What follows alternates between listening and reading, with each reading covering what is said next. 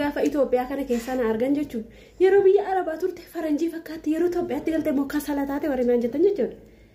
Mee maalumatti singashee jireenya biyya Itoophiyaa kanan hin maraatiin iyyuu tole kanan hin maraatiin Amaanu'eel hin galiin iyyuu tole bar gurraachina qolaaltu sin keessi koo gurraachera birriin 200 birriin 1,000 sin harkaatti guyyaatti. Isa duraan birrii 10 waan barbaade bitu sa'idama kana birrii 1,000 waan tokko bitira. Beektamni kana akkamittiin mataan kan kootiin zuu akkamittiin qaamni koo gurraacha'u qaama koo buusariisin sammuu koo fi yaaddanii dee akkasumaan hin jedhina boo na dhiisaa. Ay hawi anayyuu akkam na godhaa oole. Akkas jechuudha. Itoophiyaatti gaafa galtu namni isaas hirrirsi godhaa. Nuuroo wuddinatiinis hirrirsi godha. Winama birriin 200 maal tokko tuuf jedhe birriin 200 maal si bitaa bitaatu amma yoona hin qoranne. Atoo amma yoonaan barreechu 200 maal bituuf gadi baate. Mee waan ma birrii 200 bitatanii galanatti ma jechuun waan kana dhamee dubbatamu keessaa jechuudha. Nagaa hunduma keessanii baay'eetu kabajamtoota hordoftoota akkam jirtu. Nagaa keessanii ani nagaa ku galata waaqaa bagee jiraatanii lafa jirtanitti nagaa isiniif baay'eetu egaa gara Itoophiyaa yeroo dhuftanii namallee waan isin dhaga'uu hin qabne isinitti himachuudha. Waan namni isiniin jedhuu fi waan namni jedhee hamilee isin cabsuu fi waan isinillee nama sana dhaga'uu hin qabne nama sana dhaggeeffachuu hin qabne. Amma hawwi maal jetti yeroo Araba jirtu maalii fakkaattaa suftee maalii taatee naan jedhu yeroo na arganii jette. Maybe jechuun ni danda'u amma isheen filtariidhaan dhufte. TikTokiin nama hundumaayyuu gowwomsee lafa kaa'a. Ishee udduu eelee fakkaattus fuudhee walawwalee lafa kaa'a filtariin TikTokii. Bakka waliin isaan beekamu. Ebeluutu bifni isaa akkasii enne waan adda baafannu hin qabnu. Isaan gaa yeroo qobaatti goodaa keessatti argatan filtarii uffatanii deemamu waan ta'eef jechuu ni danda'u. Ijoolleen keenya moruu baay'ee wanti nama gara biyyaannaa uffata isaanii balleesse baanii filtarii miidiyaa irratti filtariidhaan beekamu gaafa gadi waan immoo kan biraati. Tokko isadha. Lammata garuu yeroo biyya galtanis bargit gaafuma dhuftee eerpoortii seentu lewwixxeetta dhugaa waaqa. Hin majij xiyyaaruma sanarraa dhuftee qilleensa Itoophiyaa yeroo seentu kun Itoophiyaa dhadhaminaa buutu ati sa'aatii meeqa keessatti jijjiiramtetta. Hin jijjiiramta baqa waan ta'e taate qayyaran. Na inni bifni inni achi baay'ee feekiidha bar. Fake originaliin se'inaasin. Originaliin se'ina. Namni keenya monna achitti si argu itti tole buskutii fakkaatti. Burtukaanii fakkaatti. Maalin talla baabelu. Ilaali amma gajoolli tamaarii fa ijoollee mana keessa qaqawumti ilaalin talee belu ilaali waan ishee fakkaatti ani haadha isaanii fa abbaa isaanii tar. Maal isheetti tole akkam bareedde maali biyyichi maal nyaatu warri keenya. Maal nyaatu garuu maal ijoolleen buskutii fakkaatti. Ana buskutu.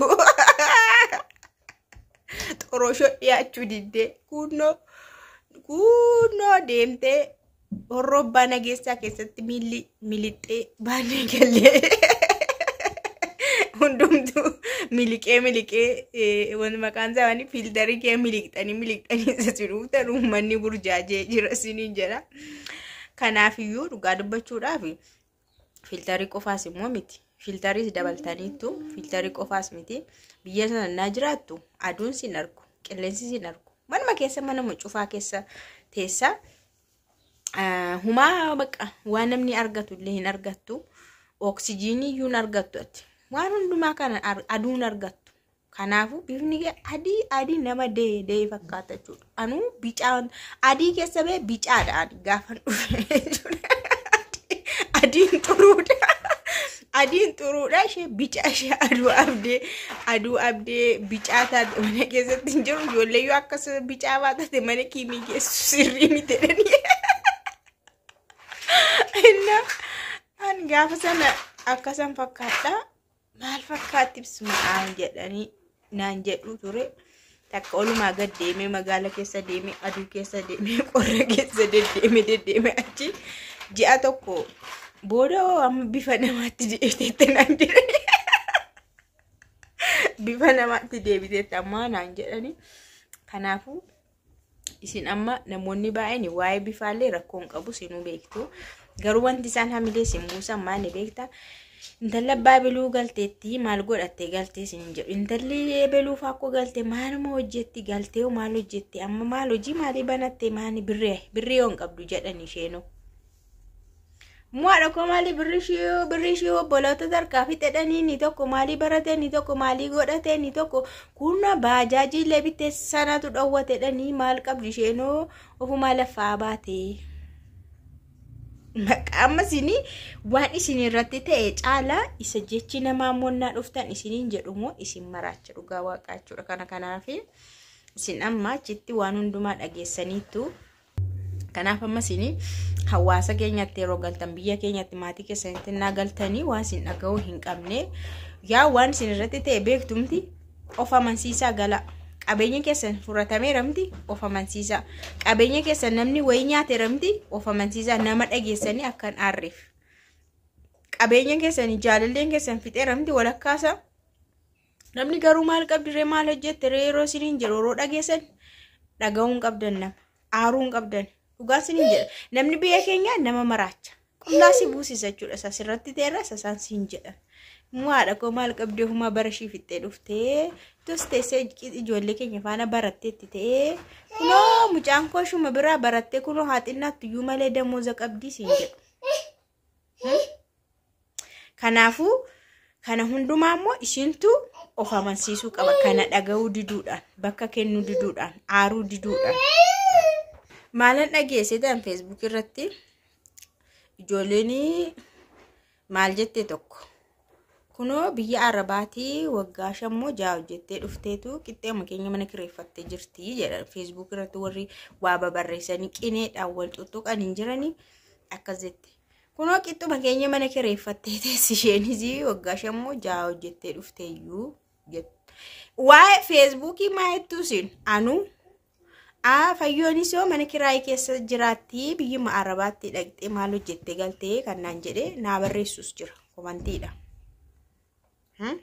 Namni keenya akkamitti akka sammuu kee tuqan dhiisate sinitti himuu hin danda'u jechuudha. Kanaaf kana immoo dhaga'uu diduu qabdu sin dhaggeeffachuu diduu qabdu aaruu diduu qabdu waan sinirratti ta'e miti kaalaa sinirratti ta'eera.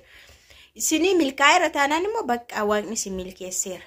Kanaaf yeroo galtan amma murteeffattanii aaruu dhabuudhaan oduu namaa dhaga'een dhiphadhuudhaan ani amma yeroo tokko baay'ee waan nan aaruuf jedheen dhugaa ergasii garuu maaliif hin aaree fi jaaraaf jedheetan yeroo tokko mirriin jedha dhugaa waaqa yeroo tokko miidiyaa marrayyuu gadi ba'uyyuu yeroo si qaanessuufaa jira. Maaliif namni waan sirraa eege kan biraati ati garuu akka yaadame miti akka yaadames miti akka karoorfames miti ati. Atamma waggaa 2tti waan meeqa hojjedha 4tti waan meeqan hojjedhatte waan tokko yoo hojjechuu dadhabda. Waan tokko yoo galmaan ga'uu dadhabdee ofii kee bitaa sitti galee yeroo dadhabde yeroo dhukkubsattu fa'aa dhuftee galta.